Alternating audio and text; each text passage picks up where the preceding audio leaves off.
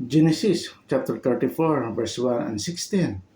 At lumabas si Dina na anak ni Leah na ipinanganak nito kay Jacob upang tingnan ang mga anak na babae ng lupain niyaon.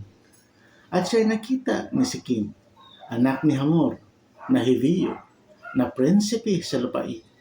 At siya'y kinuha at sumiping sa kanya at siya'y pinangayupapa.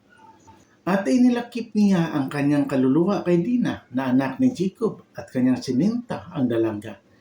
At nakiusap ng kalugod-lugod sa dalaga. At si Sikim ay nagsalita sa kanyang amang kay Hamor na sinabi, "Ipakamit mo sa akin ang dalagang ito na maging asawa ko." Nabalitaan nga ni Jacob na dinahas ang kanyang anak na si Dina at ang kanyang mga anak ay nasa kasamahan ng mga hayop niya sa parang. At tumahimik si Jacob hanggang sa sila'y dumating. At nilabas ni Hamor na ama ni Sikim si Jacob upang makiusap sa kanya. At ang mga anak ni Jacob ay nagsiuwi mula sa parang ng kanilang mabalitaan. At nagdamdam ang mga lalaki at nagningas ang kanilang galit sapagkat gumawa ng kaululan sa Israel na sinipingan ang anak ni Jacob, bagay na di nararapat gawin. At nakiusap si Hamor sa kanila na sinasabi, "Ang kaluluwa ni Sikim na aking anak ay sumasa iyong anak.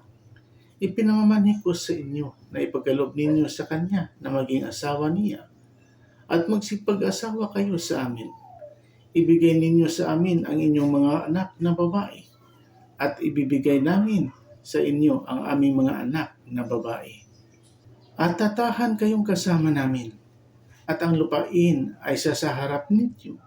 Tumahan kayo at mangalakal kayo riyan at magkaroon kayo ng mga pag-aari riyan." At sinabi din si Sikim sa ama ni Dina at sa mga kapatid niya, "Makasundo nawa ako ng biyaya sa inyong mga mata at ang sabihin ninyo sa akin ay aking ibibigay. Hingin ninyo sa akin ang walang bilang na bigay, kaya at kaloob, at aking ibibigay ayon sa sabihin ninyo sa akin. Ipagkaloob lamang ninyo sa akin ang dalaga na maging asawa ko." At nagsisagot na may pagdaraya ang mga anak ni Jacob kay Sikim at kay Hamor na kanyang ama. At sila'y nagsalitaan sapagkat kanyang dinahas si Dina na kanilang kapatid. At sinabi niya sa kanila, "Hindi namin magagawa ito na ibigay ang aming kapatid sa isang hindi tuli sapagkat isang kasiraan ng puri namin. Sa ganitong paraan lamang papayag kami sa inyo kung kayo'y magiging gaya namin na mga tuli ang lahat na lalaki sa inyo. Ay ibibigay nga namin sa inyo ang aming mga anak na babae at makikisama kami sa inyong mga anak na babae at tatahan kami sa inyo at tayo'y magiging isa lamang bayan. Amen." Please subscribe and share. Salamat. God bless.